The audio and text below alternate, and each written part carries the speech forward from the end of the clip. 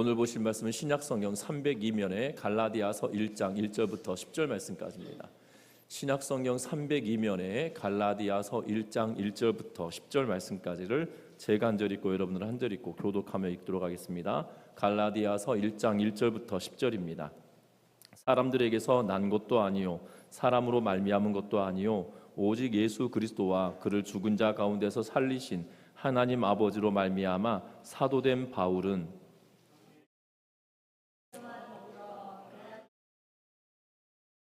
우리 하나님 아버지와 주 예수 그리스도로부터 은혜와 평강이 있기를 원하노라.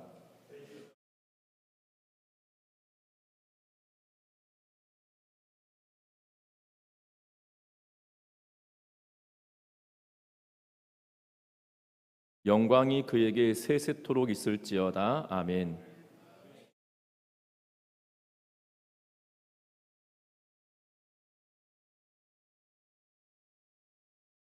다른 복음은 없나니 다만 어떤 사람들이 너희를 교란하여 그리스도의 복음을 변하게 하려 함이라.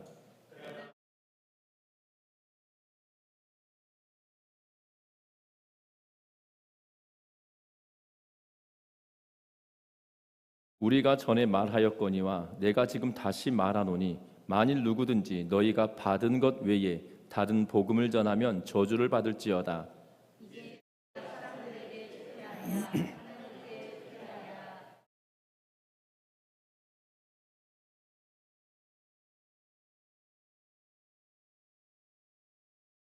아멘.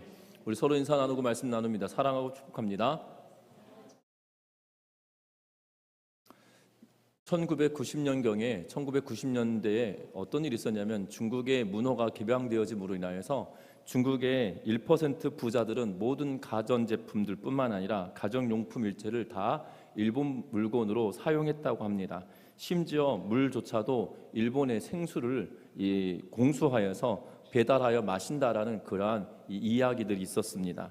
왜냐하면 중국 제품들이 짝퉁이 많아서 믿을 수가 없기 때문이다라는 그러한 이해가 1990년대만 하더라도 2000년대를 전후하여서 팽배하게 있었던 것이 사실이기 때문입니다. 그래서 우스개 이야기가 그 시기에 있었던 이야기인데요. 어떻게 이야기하냐면 어느 농부가 봄에 종자를 사서 뿌렸는데 싹이 나지 않더라는 것입니다. 씨앗들을 다시 살펴보니 모두가 가짜 씨앗이었더라는 거죠. 그래서 이 농부가 한 해 농사를 망쳐서 너무 속상한 나머지 자살을 하려고 농약도 마셨는데 그 농약조차도 가짜여서 그 농부가 죽지 않았다라는 이 이야기가 2000년대 전후로 하여서 우스개 이야기로 그 유머책 이런 데서 등장했었던 기억이 납니다. 이 90년대, 2000년대를 전후하여서 90년대를 살았던 중국은 짝퉁 천국이다라고 불려졌던 그러한 나라였는데요. 비단 중국만이 그렇지 않죠. 우리나라도 80년대 전후로 하여서 이 시장에 가면 방송에서나 보았을 법한 유명 브랜드의 신발들이 이 시장에 있었던 것을 보게 됩니다. 저는 사실 그 시장에서 그 신발 가게 주인 아주머니가 이거 진짜다 막 그래가지고 진짜인 줄 알았어요. 근데 진짜는 진짜는 그 브랜드 회사의 대리점에서만 그 당시 80년대만 하더라도 대리점에서 판매하고 대리점 위에서 판매하면 그것은 다 가짜였는데 그 신발 가게 주인들의 이야기를 다 믿으면서 샀는데 정말 신발이 잘 떨어지더라고요. 그러니까 유명 브랜드의 신발을 나중에 신고 보니까 너무 안 떨어져가지고 그러니까 제가 신발을 좀 험하게 신었던 것 같습니다. 그러니까 석 달이 멀다 하고 신발을 떨어뜨려 먹었는데요. 그래서 저희 어머니가 그러니까 힘들게 유명 브랜드 신발을 딱 사주시고 나서 이 신발이 2년이 됐는데 멀쩡한 거예요. 그러니까 석 달에 한 번 사줬던 그 값을 쳐보니까 이게 훨씬 이익이다 이러시면서 그래서 그 뒤로부터 너는 요 브랜드의 신발을 신어라 라고 했던 기억이 나는데 정말 안 떨어져가지고 오죽하였으면 학교 가고 올 때 신발을 끌고 다녔던 기억이 납니다. 떨어뜨리고 싶어서 한 3년까지 신은 것 같아요. 제가 색깔도 까매가지고 정말 안 떨어졌던 그 기억이 납니다. 그런데 우리나라에도 그런 짝퉁이 되게 많았던 시대가 있었거든요. 비단 지금은 90년대 전후로 해서 중국의 이야기가 우스갯소리도 되어지지만 지금은 중국은 이 우리나라의 기술 격차가 많이 따라잡아서 우리가 위협적이다라고 여길 만큼, 또한 어떤 부분에서는 우리보다 더 앞선 그러한 부분들도 있다라고 이야기하는 그러한 시대를 살고 있는데요. 분명한 것은 짝퉁은 비단 이런 가전제품이나 생활용품이나 이런 것에만 있지 않다라는 사실이죠. 오죽하였으면 예수 믿는 사람들에게 하나님의 나라에 대하여 짝퉁을 전함으로 인하여 그들이 잘못된 길로 빠지게 만들고, 그래서 결국은 뭐라고 이야기하냐면 하나님 나라와 비교하면서 하나님 나라가 이럴 거라면 내가 믿을 필요가 없다라고까지 만들 만큼 그런 시대를 살고 있고, 또한 하나님 나라를 비교하면서 이런 천국이다라면 안 가는 게 낫다라고 말할 만큼 그러한 시대가 되어져 버린 것을 보게 된다는 거죠. 분명한 것은 그 짝퉁, 가짜 때문에 진짜가 정말 빛을 잃어버리는 그러한 시대를 살고 있는 것이 현대의 삶을 살아가고 있는 우리의 모습이 아니겠나라는 생각이 들어집니다. 왜냐하면 오늘부터 시작하여서 갈라디아 말씀을 보게 될 텐데요. 이 갈라디아서는 바울 사도가 갈라디아 교회에 있는 성도들에게 편지를 하고 있는 그러한 내용입니다. 특별히 갈라디아 교회의 이 1장에서 우리가 읽었던 1장 1절부터 10절 말씀까지 통해서 가장 눈에 띄는 단어가 뭡니까? 다른 복음이라고 하는 단어가 눈에 띄고, 특별히 1절부터 10절 말씀까지 다른 복음을 전하면 이 저주를 받을지어다 라고 이야기하면서 강력하게 이야기하고 있어서 갈라디아 지역에 바울이 전하였던 참된 복음 외에 잘못된 다른 복음이 그곳에 있어서 그들로 하여금 혼란을 일으켰다라는 이유 때문에 지금 바울이 이 편지를 쓰고 있다라는 사실입니다. 그래서 바울 사도가 이 편지를 쓰고 있는데요, 이 갈라디아 지역에 보내는 편지에 대하여 여러 의견들이 있습니다. 바울 사도가 1차 전도 여행을 끝나고 썼을 것이다 라고 추정하는 학자들, 그리고 2차 전도 여행을 끝나고 썼을 것이다, 2차 전도 여행 중에 썼을 것이다, 3차 전도 여행 중에 썼을 것이다 라고 하면서 의견이 분분합니다. 그래서 어떤 책은 이 AD 55년경에 썼다, 어떤 책은 AD 57년경에 썼다 라고 하면서 여러 가지 이야기를 합니다. 그래서 의견이 분분해요. 그래서 55년경이다, 57년경이다, 그 날짜가 사실 중요하진 않습니다. 근데 중요한 것은 뭐냐면 바울 사도가 갈라디아 지역을 다니며 복음을 전하고 난 이후에 지금 이런 어려움의 문제가 있어서 편지를 썼을 걸로 추정되어진다라는 거고, 그러하기에 적어도 1차 전도 여행 이후에 이러한 일들이 있어서 편지를 보냈을 거로 추정을 할 수 있다라는 사실이죠. 그래서 언제 날짜가 55년이 맞다, 57년이 맞다, 성도님들은 55년이냐 57년이냐 이것이 중요하진 않아요. 왜냐하면 지금 학자들도 서로 의견이 분분해서 55년이냐 그 이전이다, 57년이냐 그 이전이냐 그 이후다 뭐 이러면서 의견이 분분한데, 그들의 이야기고 우리의 이야기는 교회가 생겨지고 난 이후에 이 글을 썼기 때문에 1차 전도 여행 이후에 아마 이 글을 어디 언저리에 썼을 것이다 라고 여기면 되고, 우리는 천국 가서 바울에게 그 편지 언제 썼습니까? 우리가 이 땅에 살면서 신학자들이 55년이다, 1차 전도 여행쯤이다, 57년경이다 의견이 분분하던데 그거 한 방에 제압을 해 주십시오 라고 이야기하면 될 것 같습니다. 천국 가서 물어보면 되는 문제니까. 그러면 우리가 눈여겨봐야 될 것은 이 갈라디아 지역이 어디냐는 거예요. 이 PT 한번 올려주셨으면 좋겠어요. 첫 번째 PT인데요, 이 지중해 연안을 중심으로 이 세계가 펼쳐집니다. 그래서 세계가 펼쳐지는데 여러분들 보실 때 오른쪽 이 귀퉁이에서 쭉 나와 있는 장화의 모습이 이탈리아, 지금 로마라고 이 신약 시대에는 로마라 불려지는 지역이고, 그 바다 건너편에 있는 지역을 그리스라고 하는 지역이고요. 그 위에 흑해라고 하는 지역이 있을 텐데요. 흑해와 지중해 사이가 다 바다로 보여지잖아요. 그 지역 위에 보면 보라색으로 되어 있는 곳이 마게도냐,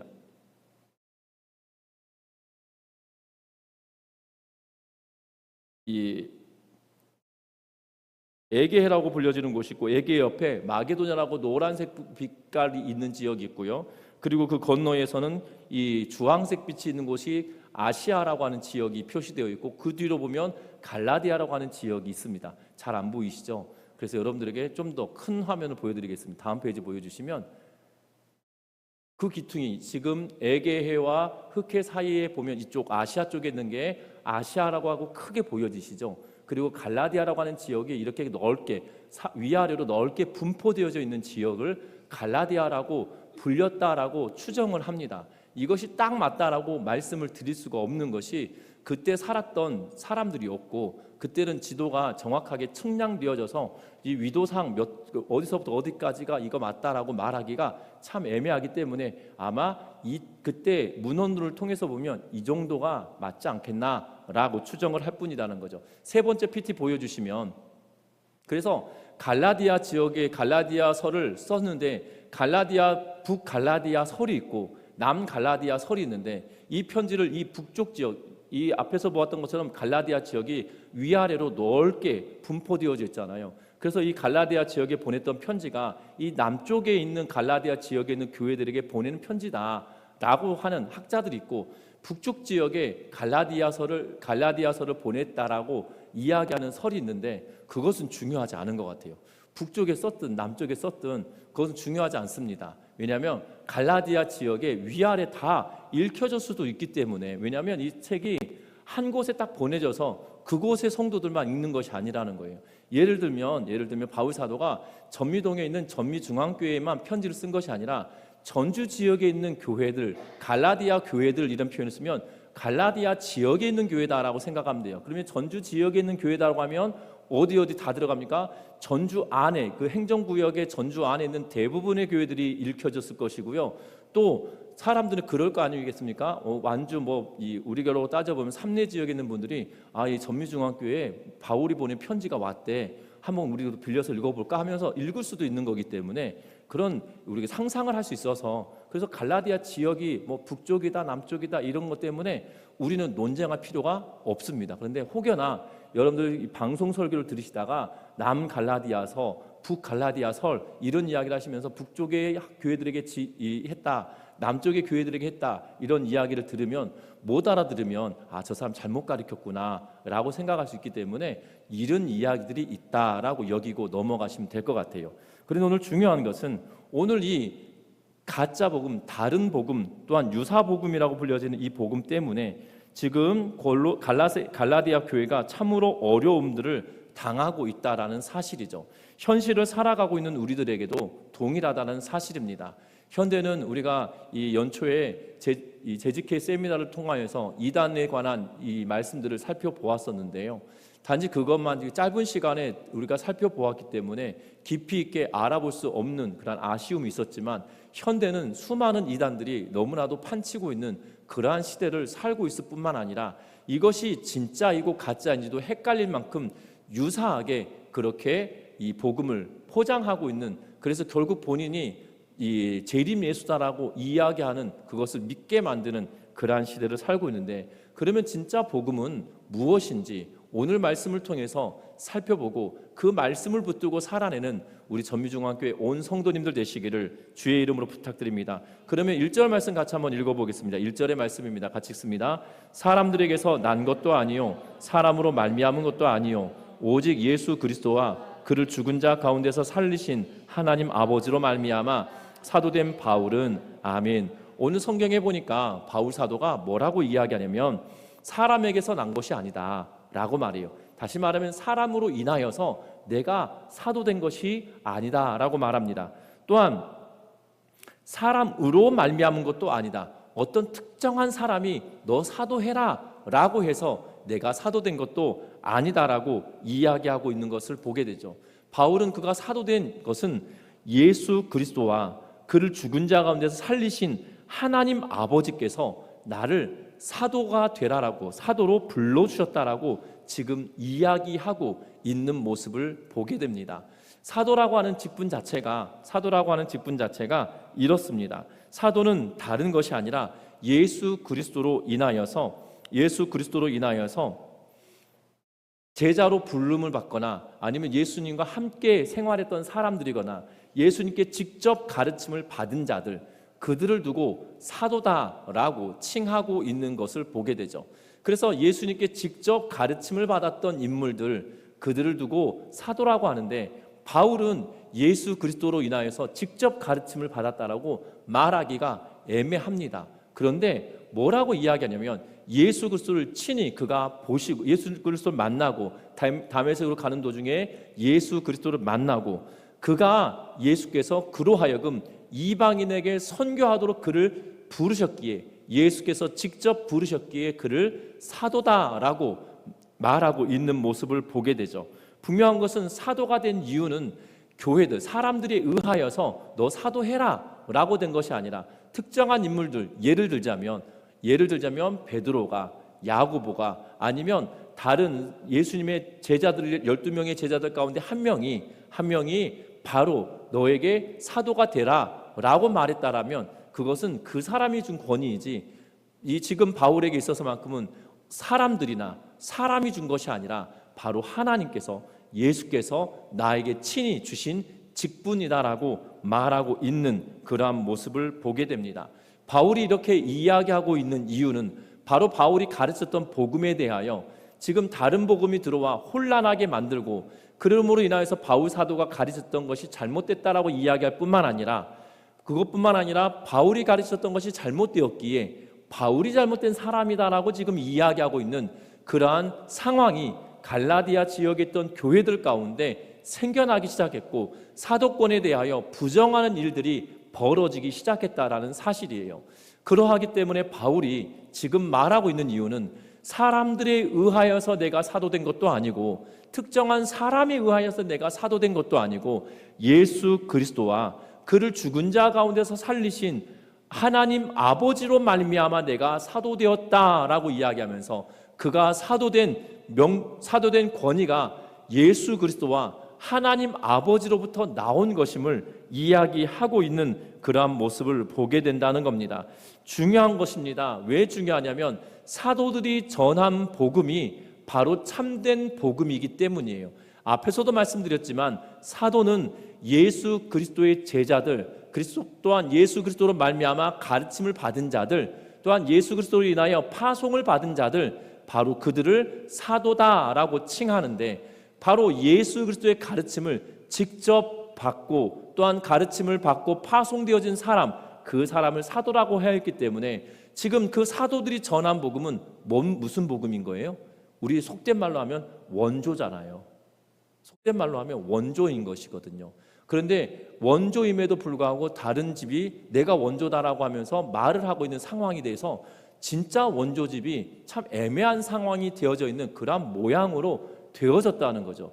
그래서 지금 바울이 뭐라고 이야기하냐면, 우리가 원조가 된 이유는 다른 사람들이 우리를 원조라고 말해서 된 것이 아니다. 그리고 특정인 누군가 여기가 원조집이다라고 일컬어서 된 것이 아니라 이 지역에서 여기서 처음 이 음식을 만들어냈던 그 사람으로부터 내가 전수 받아서 원조집이다 라고 말하고 있는, 이 예를 들며 설명했는데 여러분들이 이해가 되셨는지 모르겠어요. 그런 상황이다라고 지금 말하고 있는 거거든요. 그래서 이 바울의 사도성이라고 하는 것이 굉장히 중요합니다. 왜냐하면 바울이 전하였던 복음이 예수 그리스도께서 그에게 부여하신 권위에 의하여서 증거된 것이 아니다라면 가짜일 가능성도 있다라는 사실이죠. 그러나 그것이 가짜가 아니다라고 말하는 이유는 바로 다름이 아니라 예수 그리스도와 하나님 아버지로부터 인하여서 되어진 직분이기 때문에 그 직분의 권위가 그로 하여금 사도가 되게 하였다라고 말하고 있다라는 사실이에요. 뿐만 아닙니다. 그러면 이 복음이, 그러면 사도가 전하해 준 복음은 그러면 다르면 안 되는 거잖아요. 사도들이 전하했던 복음이 베드로가 전한 게 다르고, 바울이 전한 게 다르고, 아니면 야고보가 전한 게 다르고, 바나바가 전한 게 다르고, 각각의 복음을 전한 자들이 다르다라면 안 되지 않겠습니까? 그러면 사도가 된들 무슨 의미가 있겠어요? 사도가 되었다는 것은 같은 복음 또한 같은 것을 가르칠 때에 그것이 힘이 있는 것 아니겠습니까? 그러면 사도들이 전하였던 복음은 어떤 복음이냐는 거예요. 오늘 3절 말씀 같이 한번 읽어봅니다. 3절부터 5절 말씀 같이 읽는데요, 우리 하나님 아버지와 주 예수 그리스도로부터 은혜와 평강이 있기를 원하노라. 그리스도께서 하나님 곧 우리 아버지의 뜻을 따라 이 악한 세대에서 우리를 건지시려고 그 죄를 대속하기 위하여 자기 몸을 주셨으니 영광이 그에게 세세토록 있을지어다. 아멘. 아멘. 뭐라고 이야기합니까? 지금 문안 인사를 합니다. 3절에 그리스도로부터 은혜와 평강이 갈라디아 교회 성도들에게 있기를 원한다라고 이야기해 놓고 나서 지금 그리스도에 대하여서 이야기하는데, 그리스도는 누구시냐? 하나님 곧 우리 아버지의 뜻을 따라 이 악한 세대를 위하여 친히 이 땅에 오신 하나님이시고, 그리고 우리를 죄에서 건지시기 위하여, 우리를 대속하기 위하여, 우리를 위하여 자기 몸을 주신 분이시다 라고 이야기하고 있는 것을 보게 되죠. 결국 복음은 예수 그리스도가 중심되어지고 있는 말씀이다라는 사실이에요. 하나님과 사람 사이에 주고받는 상호작용에 가장 중심된 인물은 다른 누군가가 아니라 바로 예수 그리스도가 그 중심에 있다라는 거고, 예수 그리스도가 하나님과 사람들 사이에 중재자의 역할을 하고 있는 그분에 대한 이야기가 바로 복음이다라고 말하고 있는 것을 보게 된다는 사실입니다. 하나님의 뜻을 따라 우리를 지금 현재의 악한 세대에서, 지금 보니까 이 악한 세대라고 하는 것은 현재 악한 세대를 말하고 있는데, 그 악한 세대에서 우리를 건져내셔서 우리를 구원하기 위하여, 우리를 구원하기 위하여, 대속하기 위하여 그를 주셨다라고 말하고 있는 모습을 보게 되죠. 예수의 희생을 중심으로 그 십자가의 사건과 그 결과를 이야기하는 것이 바로 복음이다라고 지금 말하고 있다라는 사실입니다. 예수 그리스도가 이 땅에 오셔서 십자가의 죽으심과 그로 인한 결과가 뭡니까? 바로 부활 사건이거든요. 예수 그리스도가 이 땅에 오신 사건뿐만 아니라 앞에서 1절에서 말씀드렸던 것처럼 예수 그리스도가 죽으시고 나서야 어떤 일이 일어나는 거예요? 그 가운데서 살리신 사건이 일어나는 거죠.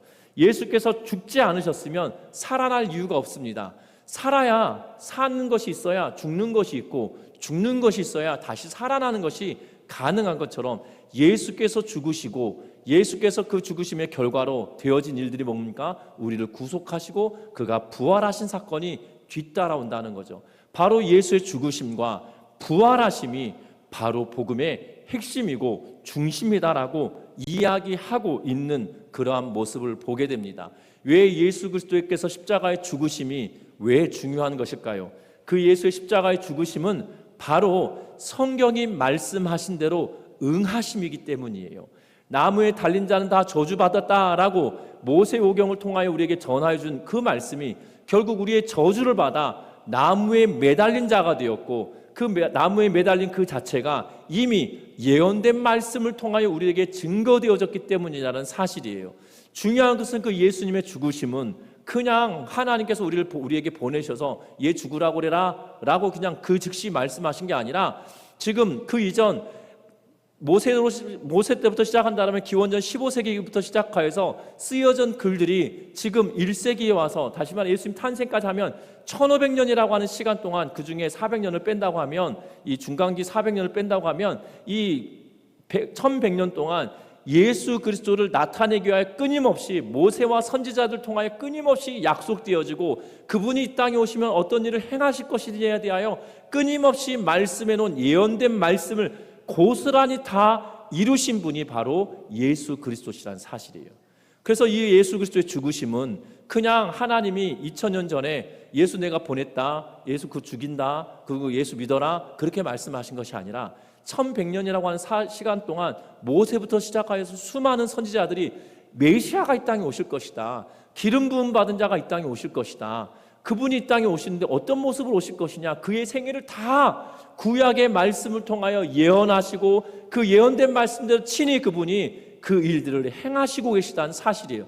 그래서 십자가에 죽으실 때 맨 마지막 말씀은 뭡니까? 다 이루었다라는 말씀이, 예수님께서는 구약의 말씀을 통하여 다 되어졌던 일들을 십자가에서 다 이루어내심으로 말미암아 약속된 그것을 지키시고 그 언약을 지키시는 그 하나님을 나타내신 사건이 바로 예수님의 죽으심 사건이라는 거예요. 그러하게 예수님의 죽으심은 유효하고 예수님의 죽으심은 위대한 것이거든요. 그런데 세상 사람들은 지금 이 갈라디아서의 유사한 복음은 예수의 십자가 사건과 부활의 사건에 대하여 폄하하고 달리 말하고 있기 때문이라는 사실입니다. 여러분, 예수님의 죽으심은 구약의 전체를 예수님의 십자가의 죽으심은 구약에서 예언된 모든 것을 이루신 것이기에, 예수님의 죽으심을 부활하신다, 십자가의 죽으심을 폄하한다라면 뭘 폄하하는 거예요? 예언된 말씀 전체를 다 폄하하는 것과 다를 바가 없다라는 사실이에요. 그러하기에 저와 여러분들이 예수 그리스도의 죽으심이 그냥 하찮은 죽음이 아니라 예언된 말씀 1100년이라고 하는 시간 동안 우리에게 끊임없이 예수는, 메시아는, 그리스도는 어떻게 오실 것인지에 대하여 시작하여서 그가 어떻게 죽을 것인지까지 이야기할 뿐만 아니라 그가 이 땅에 오셔서 행하신 일들을 다 드러내고 증거하신 사건이 구약의 말씀이기에 그 말씀대로 다 이루어낸 사건이 바로 죽으심이다라는 것을 기억하는 은혜가 있기를 주의 이름 부탁드립니다. 뿐만 아니라 예수님의 부활의 사건은 그 예수님은 진짜 메시아다, 약속된 그분이시다. 특별히 다니엘서 7장 말씀을 통해서 보면 모든 권세를 가지신 자, 다시 말하면 사람의 형상, 사람의 아들처럼 보이는 그 자가 바로 하나님께서 주신 모든 권세를 가졌다라고 하면서 다니엘서 7장 14절 이후에 이야기하고 있는데, 그 권세를 다 받은 이가 곧 하나님이신 것을 드러낸 사건이 바로 부활 사건이에요. 왜냐하면 여러분들, 제가 예를 들자면 나는 여러분들의 죄를 위해 내가 십자가에 죽겠습니다 라고 말을 해놓고 부활을 못하면 뭡니까? 그냥 사람인 거예요. 그냥 사람이. 그러면 저도 그 일을 할 수 있는 거겠죠. 그런데 저와 예수님이 다른 건 뭘까요? 바로 나는 하나님이 아니거든요. 나는 예수 그리스도와 같은 그러한 권세를 가진 자가 아니에요. 그래서 저는 죽으면 그냥 묻히는 것뿐이고 살아날 수가 없어요. 부활되지 않아요. 그런데 그 예수님은 사흘 만에 죽은 자 가운데서 다시 살아나신 왕 되신 그분이란 사실, 하나님이신 그분을 증명한 사건이거든요. 그 하나님이신 그분을 증명해내는 사건이기에 그 하나님이 친히 이 땅에 오신 것을 증거하고 증명한 사건이기에 이 부활의 사건은 중요하고 놀라운 사건입니다. 더불어 예수께서 인간의 몸을 입고 죽으시사 또한 몸을 입고 이 땅에 부활하셨다는 사실이에요. 먹기도 하셨습니다. 부활하시고 나서 제자들이 갈릴리로 갔을 때 그곳에서 제자들에게 조반을 드시면서 함께 이야기하며 베드로에게 묻습니다. 네가 나를 사랑하느냐라는 그 대목이 바로 조반을 먹으면서 하셨던 이야기거든요. 아침을 먹고 마십니다. 그리고 몸을 가집니다. 그래서 도마에게도 말합니다. 내 창자국에, 내 못자국에 너 손을 대어보아라 이야기하면, 만져지지 않는다라면 손을 대보라고 이야기할 수 있을까요? 만져지니까 대보라라고 이야기하고 있는 것이거든요. 예수님은 부활체로 이 땅에 다시 부활하심으로 우리에게 하나님이신 것을 증명하셨을 뿐만 아니라 부활의 첫 열매도 우리가 그렇게 되어질 것을 증명하시고 우리에게 보여주신 사건이 부활이에요. 그러하기에 우리에게 소망이 있는 거죠. 그래서 그 죽으심과 부활에 대한 소망을 품고 우리가 살아내는 것이 우리에게 마땅한 일이라는 사실입니다. 그런데 지금 갈라디아 교회에 어떤 일이 벌어졌느냐? 당황스러운 일이 벌어졌습니다. 6절과 7절 말씀 같이 한번 읽어봅니다. 6절과 7절입니다. 그리스도의 은혜로 너희를 부르신 이를 이같이 속히 떠나 다른 복음을 따르는 것을 내가 이상히 여기노라. 다른 복음은 없나니 다만 어떤 사람들이 너희를 교란하여 그리스도의 복음을 변하게 하려 함이다. 아멘. 지금 바울 사도가 놀랬다라고, 이상하다라고 이야기하고 있습니다. 왜 이상하다고 이야기하냐면 그리스도의 은혜로 너희에게 부르신 이를 이같이, 다시 말하면 복음을 듣고 그들의 인생이 완전히 바뀌었거든요. 그런데 그들이 인생이 완전히 바뀌었는데 어느 순간 이 짧은 시간에 너희가 완전히 돌변했다라고 이야기하면서 어떻게 이렇게 돌변할 수 있냐라고 하면서 이상하다라고 말하고 있는 거죠. 그러면서 다른 복음이 있지 않다, 예수님의 죽으심과 부활하심에 관한 이야기 이외에 다른 것이 있지 않다라고 말하고 있어요. 그러면서 다른 것이 있다라면 그것은 너희를 교란하여서 예수 그리스도로부터 예수 그리스도의 복음을 변질되게 만드는 것이다. 여기서 변질되게 만든다는 의미는 결국 뭡니까? 교란당하다, 변질됐다는 말은 결국 너희가 구원에 이르지 못하도록 만드는 것이다 라고 말하고 있는 것을 보게 되죠. 그래서 바울 사도가 강력하게 이야기합니다. 뭐라고 이야기하냐면 8절 하반절에 천사라도 우리가 너희에게 전한 복음, 예수 그리스도의 죽으심과 부활하심 외에 다른 복음을 전하면 천사라 할지라도 저주를 받을 것이다 라고 이야기하고 있는 것을 보게 되죠. 그러면서 9절에 우리가 전에도 말했거니와 내가 지금 다시 말하노니 만일 누구든지 너희가 받은 것 외에 그리스도의 죽으심과 부활하심의 사건에 관하여서 전하였던 복음 외에 다른 것이 복음이다라고 전하면 너희도 저주를 받을 것이다 라고 이야기하며, 천사조차도 다른 것을 전한다면 천사도 저주를 받을 것이고 다른 것을 전하는 너희도 저주를 받을 것이다 라고 하며 지금 이야기하고 있는 것을 보게 된다는 사실입니다. 왜 그렇습니까? 이 유사한 복음, 가짜 복음, 다른 복음이 바로 그리스도인들을 그리스도인답게 만드는 것이 아니라 그들을 변질시키고 그들로 하여금 하나님을 떠나게 만드는 일이기에 그들이 저주받을 수밖에 없다라고 이야기하고 있는 것을 보게 되죠. 복음은 다른 것이 아닙니다. 예수 그리스도의 죽으심과 부활하심의 사건이고, 이 죽으심과 부활하심의 사건을 모든 사도들이 동일하게 전하였다라는 사실이에요. 동일하게 전하였다는 사실이에요. 그래서 사도의 권위가 있는 것이고요. 그리고 복음이 어떤 것인지 우리에게 알려주고 있는 것이고, 이것 외에 다른 것은 가짜 복음이다, 다른 복음이다, 유사한 복음이다라고 이야기하며 그들을 하나님으로부터 멀어지게 만드는 것이다 라고 지금 바울은 이야기하고 있다라는 사실이죠. 그러면서 바울은 10절에 이렇게 말합니다. 이제 내가 사람들에게 좋게 하랴, 하나님께 좋게 하랴, 사람들에게 기쁨을 구하랴, 내가 지금까지 사람들의 기쁨을 구하였다면 그리스도의 종이 아니니라 라고 지금 말하고 있는 것을 보게 되죠.